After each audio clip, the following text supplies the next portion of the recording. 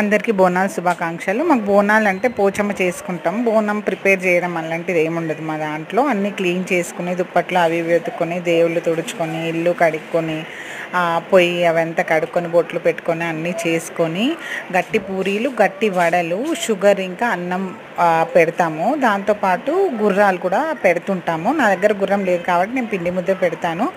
నా వరకు పోచమ్మ అంటే నా దేవత నన్ను ఎక్కడున్నా కరుణిస్తుంది. నేను ఊర్లో లేకపోయినా ఊర్లో ఎన్నిసార్లు పోచమ్మ చేసినా నేను ఇక్కడ కూడా చేసుకుంటూ ఉంటాను.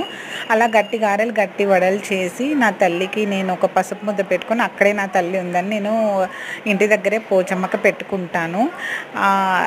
నేను చాలా ఖచ్చితంగా నమ్ముతాను. నా వరకు నిష్టగా పూజ చేయడం అంటేనే అది నేను రెడీ అవ్వడం వాటికి వీటికన్నా ప్రిఫరెన్స్ ఎక్కువ దేవతకి పెట్టుకోవడంలో ఇస్తాను. కాబట్టి ఎక్కువ టైము ఈ పనులు చేయడంలో మళ్ళీ పూజ చేయడంలోనే టైం సరిపోతుంది. So I can't get ready. మళ్ళీ వీడియోస్ తీయడం కూడా నేను అందుకే పూజ మొత్తం అయిపోయాక వీడియోస్ తీస్తాను. ఎప్పుడు కూడా చేసేటప్పుడు వీడియోస్ తీయడం అంటే మనసంతా వీడియోల మీద ఉంటుంది, పూజల మీద ఉండదు.